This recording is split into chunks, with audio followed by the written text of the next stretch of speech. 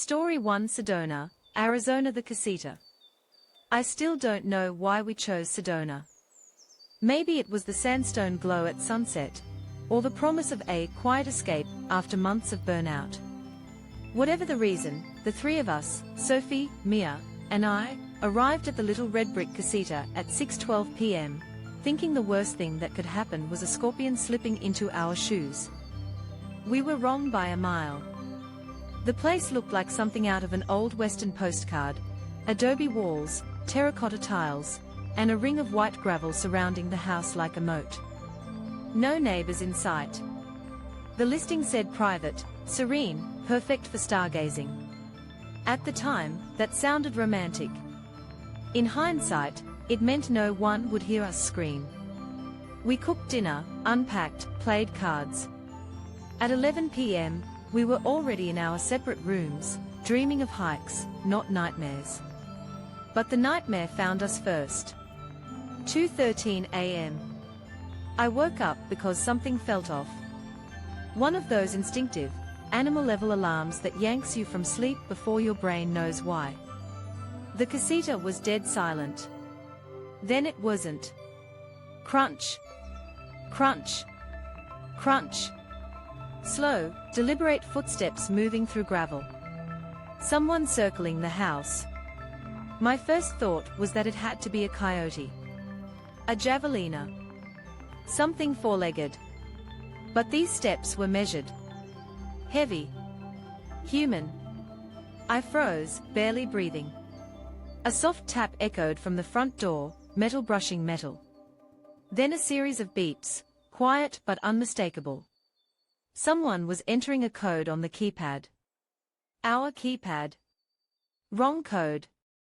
Beep. Wrong code. Beep. Then.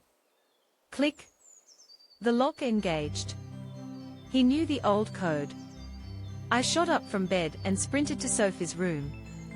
She was already awake, eyes wide, clutching her phone like a weapon. "Emma," she whispered, "someone's inside."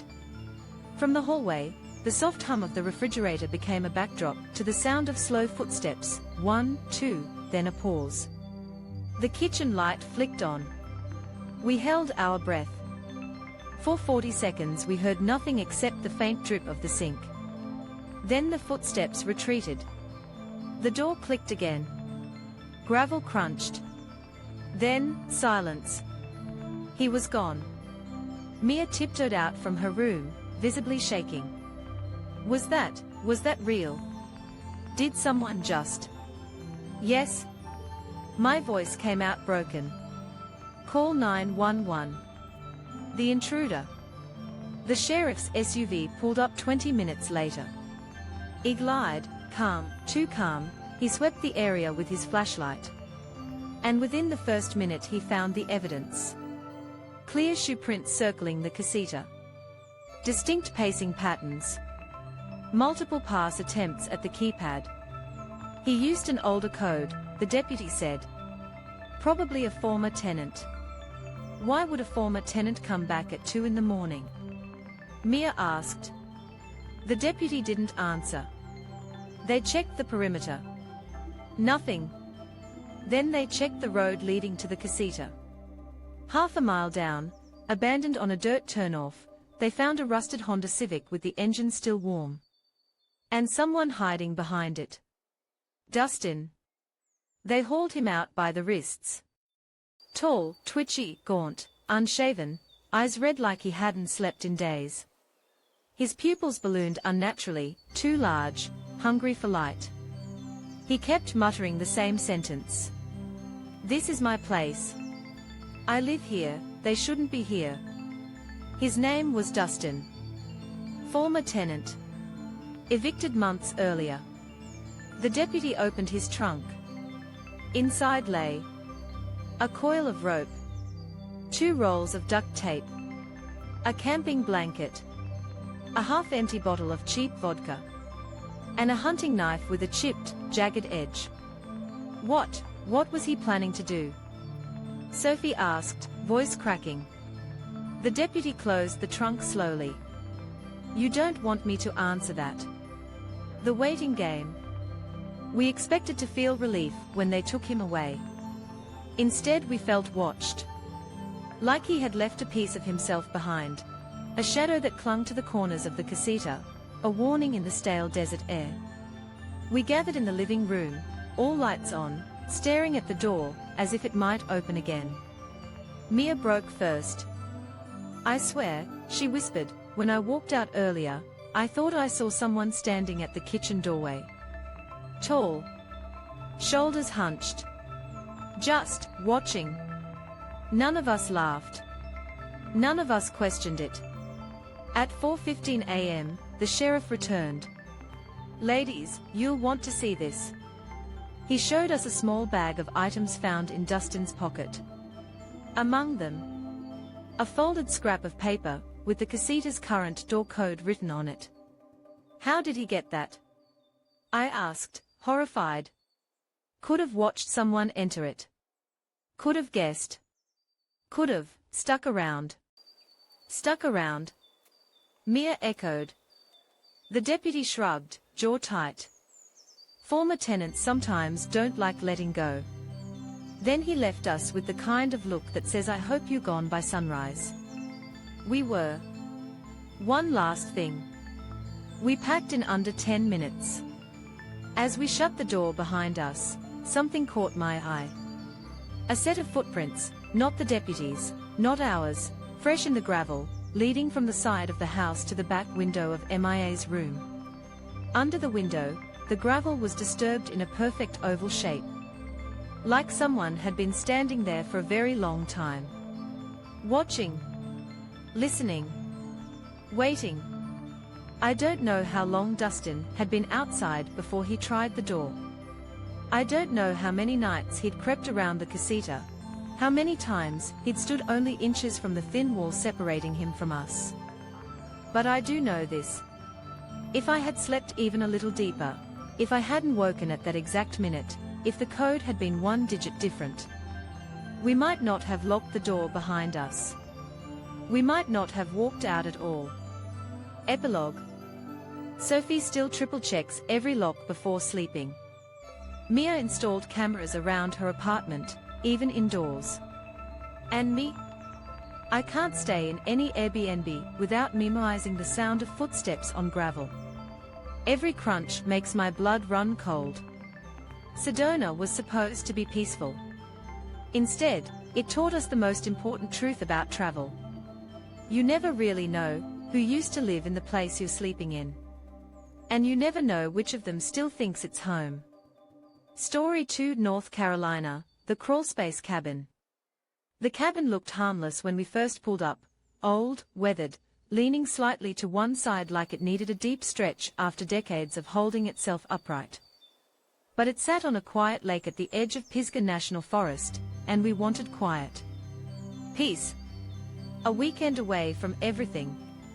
Instead, what we got was a weekend trapped with something. It was the kind of place where the silence felt thick, heavy, like it was listening. The lake barely rippled. The trees didn't sway. Even the wind seemed to avoid the cabin. We joked that it looked like the perfect set for a horror movie. We didn't know how right we were. The storm. By late afternoon the storm rolled in, thick, growling thunderheads swallowing the sky. The lake turned a flat metallic gray. Rain slammed the roof so hard it sounded like gravel. When the power went out around 8 p.m., it wasn't a surprise. But the way the cabin reacted was. The whole structure groaned, like the darkness itself had weight. Ava lit candles. Zoe checked her phone, then groaned, "No service." "Chill," I said, trying to sound brave. "Worst thing that happens is we have to play cards by candlelight." But something about the air felt wrong. The storm hit like it wanted to bury the place. The floorboards beneath us thumped once. We all froze. "Probably the cabin settling," Ava said, though her voice wavered. Then came the second thump. Heavier. Closer. Right under our feet. The noises below. At first it was just soft shifting, wood creaking, dust stirring, faint movement under the floorboards. Then something dragged. Long, slow. Heavy. Like someone pulling a full sack across packed dirt. Zoe's candle flickered. Tell me that's a raccoon. Please. I don't even care if it's giant. But no animal moved like that. The dragging stopped. Silence swelled. Then. Scritch. Scritch. Scritch. The unmistakable sound of fingernails dragging along the underside of the floorboards. Ava clapped both hands over her mouth. I mouthed, "Do not move." We listened, barely breathing. The scraping drifted from one side of the living room to the other. Then it paused directly beneath us. We could feel the faintest vibration through the wood. Something, or someone, was right below. The storm pounded above. Something else prowled below. We were trapped between them. The night with no sleep. We huddled together on the couch until sunrise. None of us dared move, not even to use the bathroom. Every few minutes the dragging returned, then the scraping. Sometimes whisper-soft, sometimes sharp enough to make Zoe flinch. By dawn, the storm had moved on. The power flickered back. We were drained, pale, trembling. We should check the crawl space, Ava said. Absolutely not, Zoe replied. We need to leave, I said. Right now. But when we reached the door, it was cracked open, just slightly. I swore I'd locked it. Zoe backed away from it. Someone was in here. No, Ava whispered. Someone's still here. We grabbed our bags, ready to make a run for the car, when a sound echoed from the back of the cabin. A soft metallic click. Like a latch being opened. The crawlspace hatch. The crawlspace. We turned as one. The hatch was wide open. Cold air wafted up from the darkness. Cold, and something else. Something stale and damp. Human. The floor around the hatch was smudged with dirt. Footprints. Bare footprints. My voice came out thin, we need to leave. Now? But Ava was staring, frozen in place. There's something down there. From the hatch rose a faint rustle. Then a man's voice, hoarse, cracked, barely above a whisper. Don't go. We screamed. Ran. Fled barefoot through puddles, not looking back. But halfway to the car, headlights swung into the clearing, an old truck we didn't recognize. A ranger. He stepped out, confused by our panic. We babbled everything at once. He drew his weapon, approached the cabin and shouted a warning. No response. He stepped inside. 30 seconds passed. Then his voice rang out, I need backup. Now? Ray? While the rangers swept the cabin, they told us to stay by their truck. We watched from a distance as 2 officers crawled into the hatch. 5 minutes later, they dragged out a thin, scraggly man, wrists zip-tied, eyes sunken from weeks of darkness. His clothes were filthy. His hair matted. His smell reached us even from 30 feet away. He didn't look at us, not even once. He looked at the cabin like he was being torn from his home. His name was Ray. He had been living under the cabin for 3 weeks. They found a nest of blankets, food wrappers, 3 empty water jugs, a disposable camera filled with photos. Several of those photos were of travelers who'd rented the cabin before us. Some were taken at night. Through windows. Through cracks in doors. One was of me, taken the night before. My face barely visible behind the curtain. And next to the nest they found something else. A folding knife stained with old, darkened blood. He could have killed you, the ranger said quietly. He might have planned to. Ava started shaking uncontrollably. Zoe sat down on the dirt and sobbed. I felt nothing. Just numb. Like the world had gone underwater. The unsettling part. They told us it was over. They'd locked him in the truck. They'd handle the rest.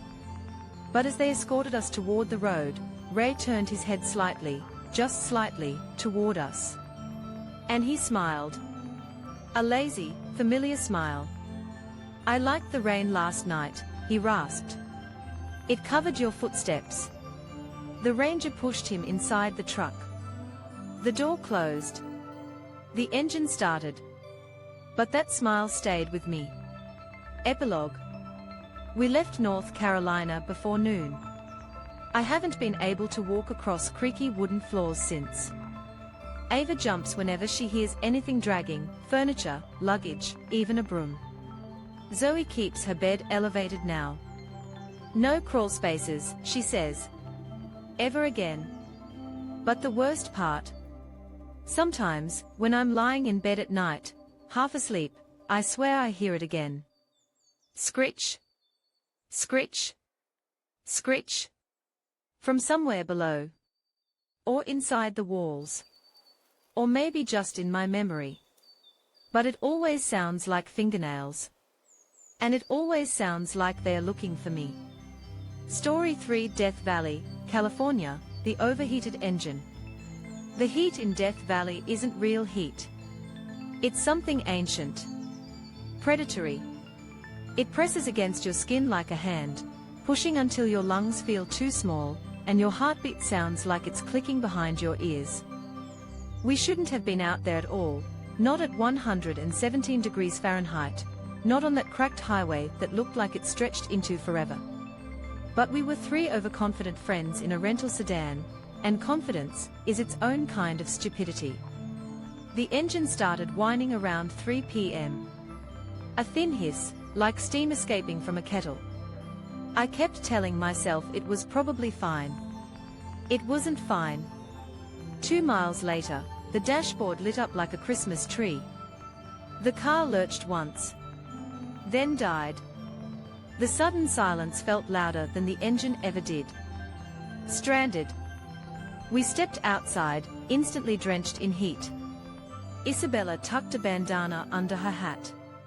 Grace covered her shoulders with a towel. The sun was a white, merciless circle above us, watching. No service. No shade. Miles of empty desert in both directions. We tried to laugh it off, but the truth clung to all of us. If help didn't come soon, the desert would kill us long before anything human could. But something human came first. The pickup. We saw the dust trail long before we saw the vehicle.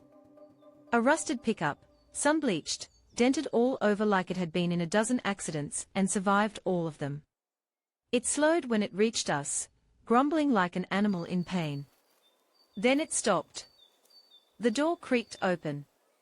A man climbed out shirtless, his skin sunburnt to a raw, angry red, as if it might peel off at any moment. His shoulders were huge, his chest mottled with dark patches like old burns. Every inch of him looked scorched. He clutched a crowbar. Not a small one, a long, thick, industrial one. Nearly a meter of solid metal. He didn't wave. He didn't greet us. He just started walking toward us. One step. Pause. One step. Pause. Slow. Methodical. Too controlled. My voice caught in my throat. Don't say anything, I whispered. Get back in the car. Even though the car had no AC and no power, we scrambled inside and slammed the doors. The man stopped 20 feet away. Then 10. Then 5. I could see his face now, cracked lips, blistered cheeks, eyes a pale washed-out grey, like desert stones. No expression. No blinking. Grace whispered, "What does he want?" Isabella whispered back, "I don't think he wants something. I think he wants us." The chase begins. I turned the key. The engine coughed. Once, twice, then roared back to life like something possessed. The man reacted instantly. He stepped forward fast, too fast, raising the crowbar, as if ready to smash the windshield. "Go!" Isabella shrieked. I shoved my foot down. The wheels skidded on the hot asphalt, then finally caught. We shot forward. The man didn't yell. Didn't run. He just turned, walked back to his pickup, climbed in. And followed. At first he trailed far behind. That was almost worse. Then, slowly, he picked up speed. 5 car lengths. 3. 2. No headlights. No signals. Just a hulking rusted beast chasing us through a hellish wasteland.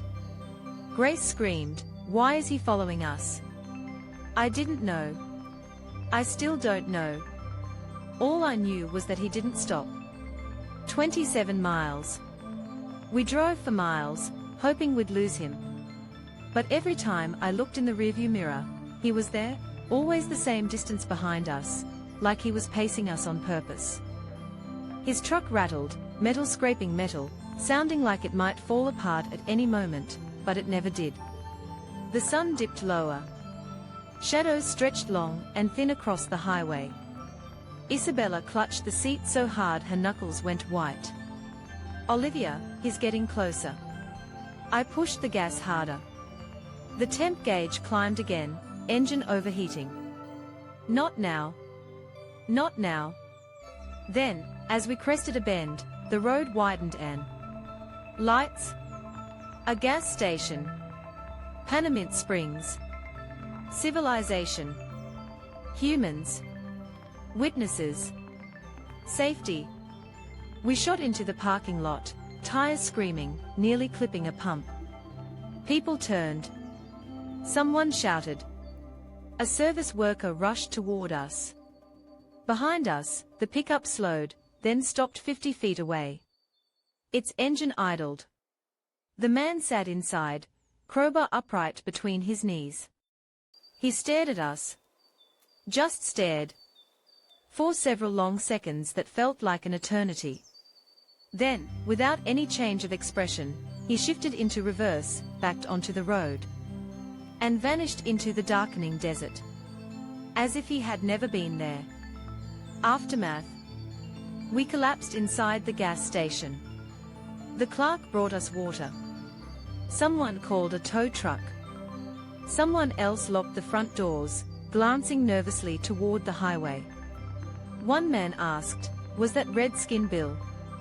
The others hushed him immediately. I didn't ask. I didn't want to know.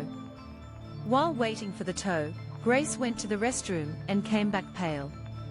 "Look," she whispered. Her phone, which had been dead from heat, had finally powered back on. Notifications flooded in. One was a blurry photo. Taken at 3:40 p.m. While we were stuck on the road.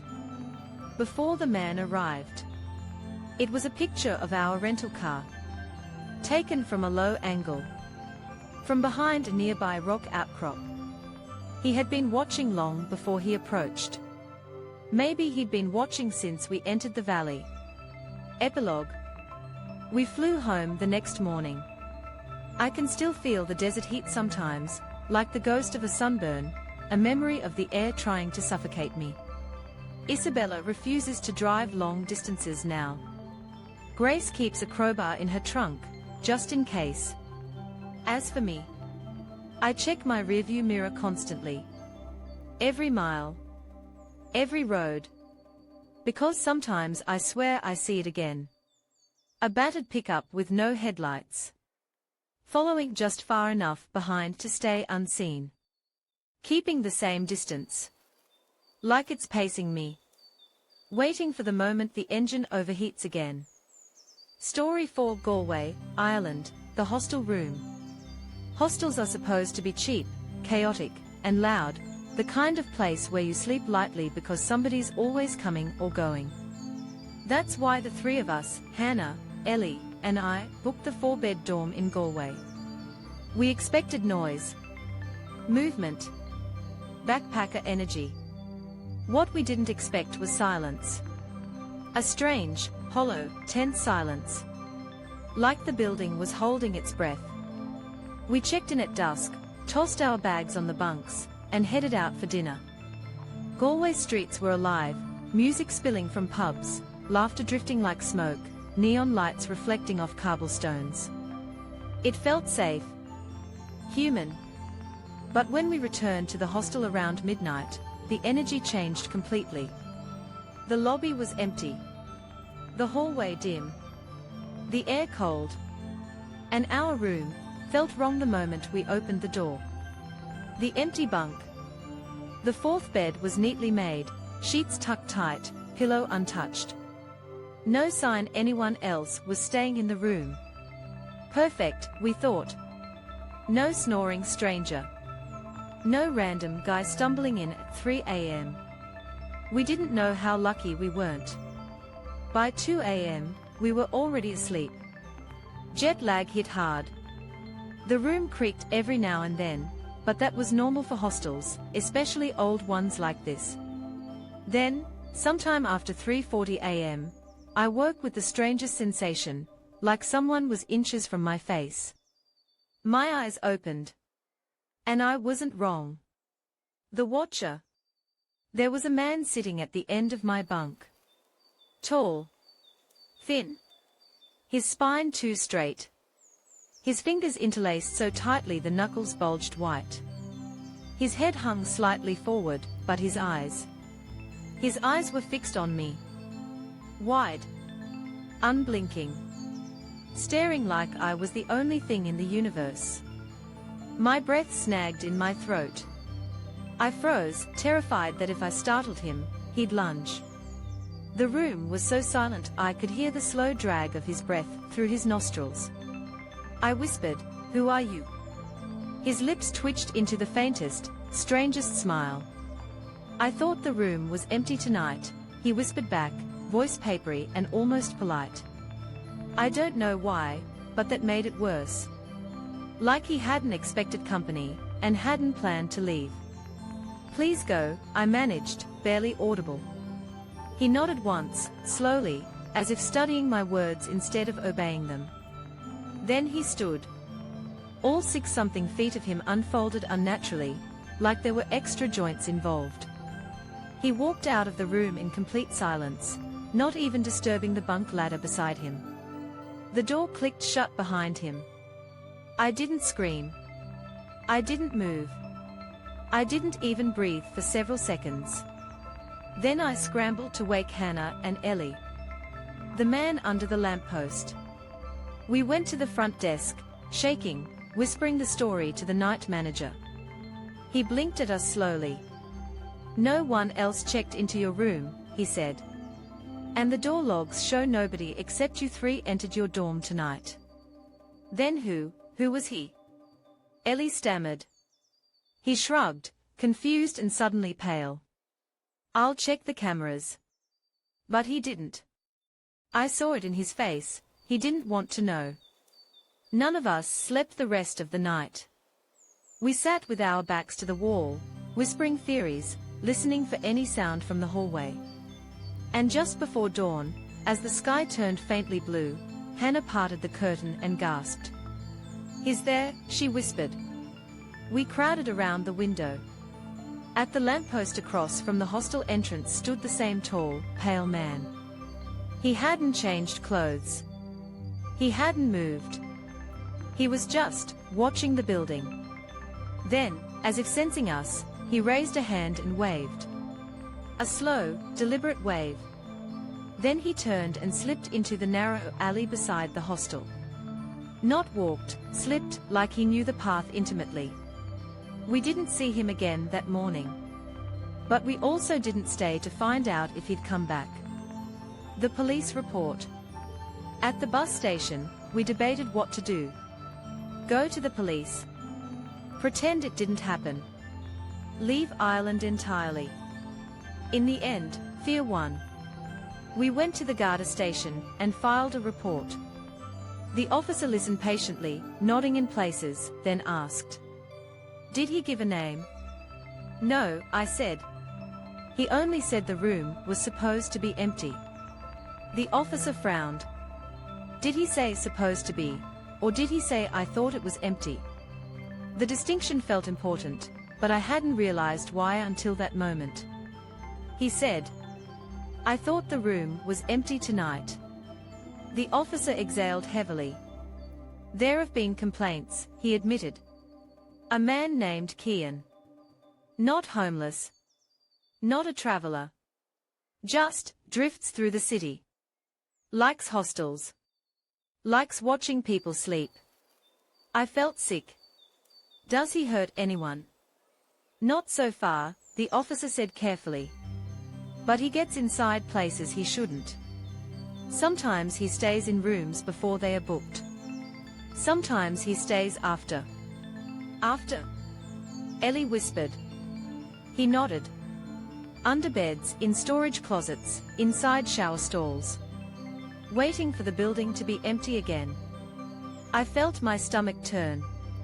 "So he thought that we weren't supposed to be there," Hannah finished. The officer folded his hands. "You're not the first to report him. You won't be the last." Leaving Galway. We left Galway on the next bus. The city blurred into rain-streaked green hills, but my mind stayed frozen on that moment. Waking up. His face inches from mine. His hands folded. Composed. Patient. Like he had all the time in the world. Like he had been sitting there long before I opened my eyes.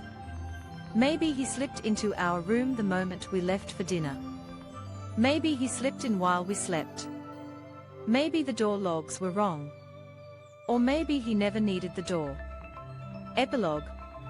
I triple-check every hostel bed now. I push my suitcase under the frame so no one can crawl there. I lock the door, even in shared dorms. I sleep with one ear open. Hannah and Ellie still tease me about it, but they sleep lightly too. We all do. Because somewhere in Ireland, a tall man with pale eyes and folded hands still wanders from hostel to hostel. Checking rooms. Checking bunks. Looking for the ones that should be empty.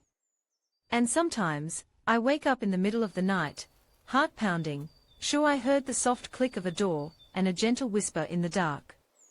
I thought the room was empty tonight. Story 5, The Shadow That Walks Ahead of Me. I first noticed it on a Tuesday night. My shadow started moving a half second before I did. At first I thought I was tired. The apartment hallway was dim, the light flickering as usual, and when I stepped forward, my shadow stretched across the wall just a little too fast. Barely noticeable. A glitch in my vision. But on Wednesday, things changed. I got home late. The street lights outside leaked through the blinds and cast a long silhouette on the floor. I dropped my keys, bent down to pick them up. And my shadow didn't move. It stood upright. Perfectly still. Like it was watching me. I froze mid-bend. My breath hitched. Slowly, trembling, I stood up again. My shadow didn't. It stayed crouched on the floor, one hand reaching toward the keys. Its head turning toward me with an angle that hurt to look at. I stumbled backwards so fast I hit the wall. The shadow copied that movement instantly, except it stayed crouched, its neck twisting like rubber. Then it smiled. A wide, too wide slit opening across the silhouette's face where no mouth should be. I turned on the hallway light. The shadow vanished. Not faded. Blinked out. Like it had never been there. But when I turned the lights back off to check, the shadow was right in front of me. Close. Too close.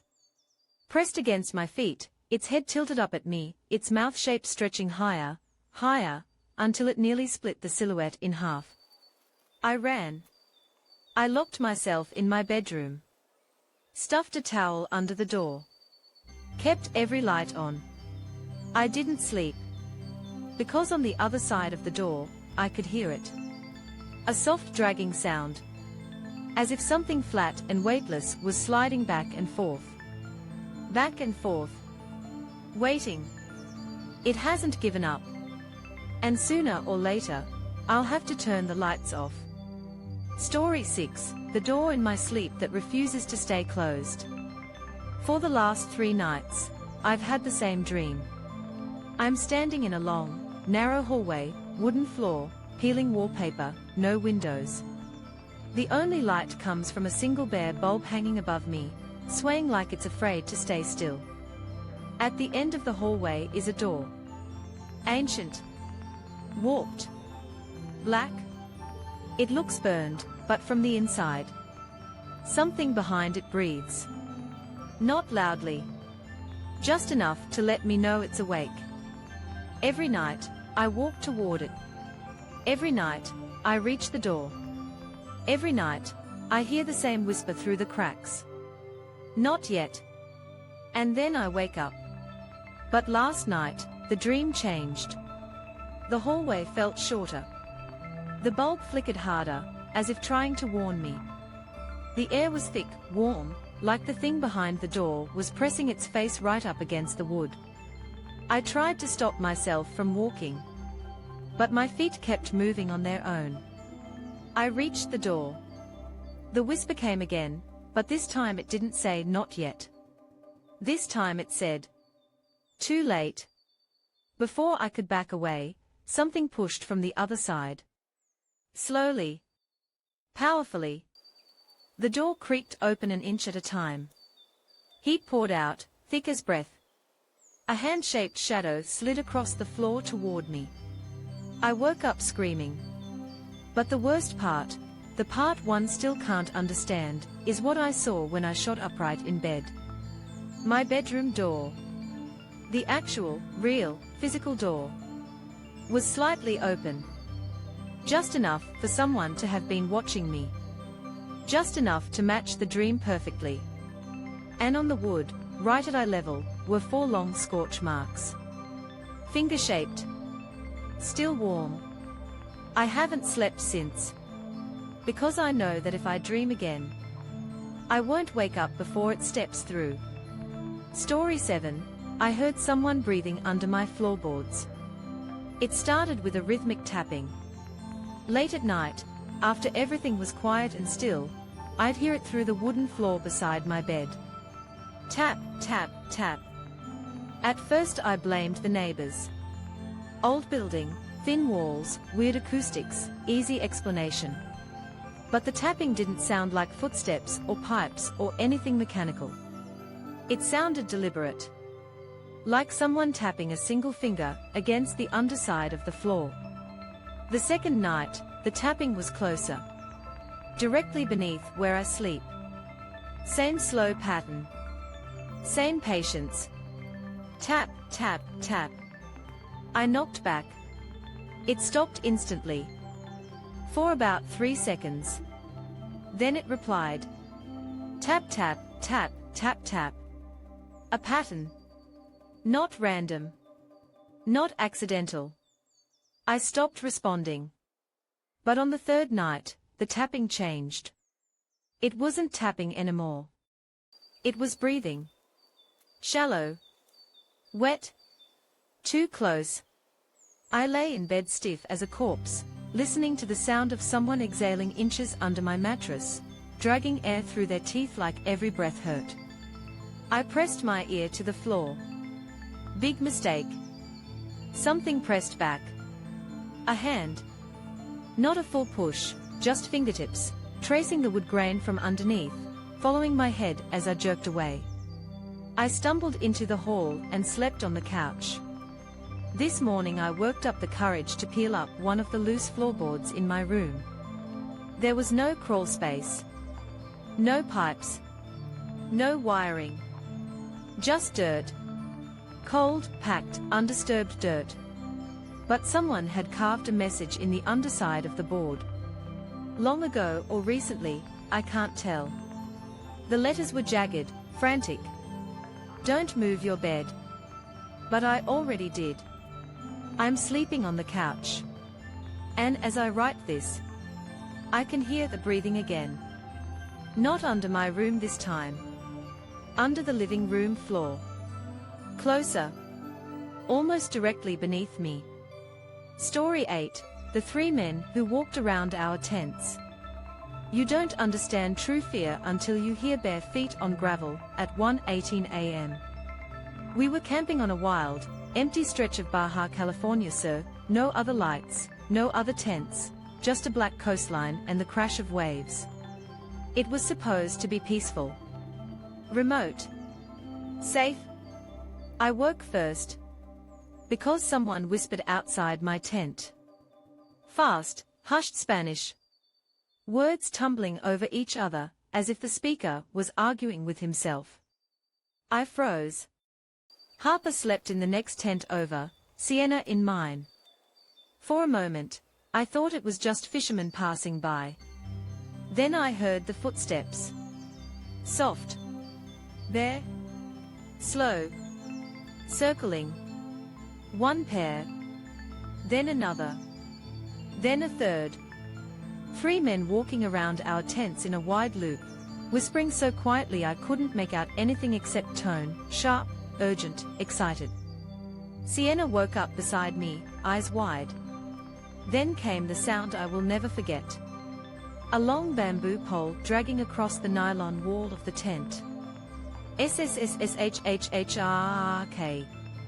It moved in a careful, exploratory stroke, across my hip, then up toward my shoulder, then back down to my ankle. Someone was mapping our bodies through the fabric. One of the men whispered something clearly this time. Solo tres mujeres. Only 3 women. Sienna grabbed my wrist so hard her nails dug in. The pole tapped lightly against the ground, then dragged along the outside of Harper's tent. Harper whispered from inside, voice shaking. Someone's outside. Someone's right outside. The 3 men stopped walking. Just stopped. No footsteps. No whispers. No breathing. The silence was worse than the sounds. For 12 straight minutes, we didn't move. Didn't talk. Didn't even unzip a tent. We just waited, listening to them standing there, their feet shifting barely an inch at a time, gravel crunching under toes. Then, without a word, the footsteps began again. But this time they walked away. Slow at first, then faster, then fading into the dark. We didn't sleep again. At sunrise, we ventured out. The scene looked staged, like a ritual circle. 6 giant barefoot footprints, 3 pairs, formed a perfect ring around our tents. Each print deep and clear in the sand and gravel. But there were no tracks leading away. No tire marks until far down the beach. No footprints returning to the road. Just the circle. And the silence of the empty shore. We packed up in under 10 minutes. We didn't talk about it until we reached the highway. And even now, months later, when someone asks if we'll ever go camping in Baja again, we all answer too quickly. No. Never. Because if someone can walk right up to your tent in the dark, touch the place where you lie frozen, and vanish without leaving a single track, then they weren't just passing by. They were looking for you.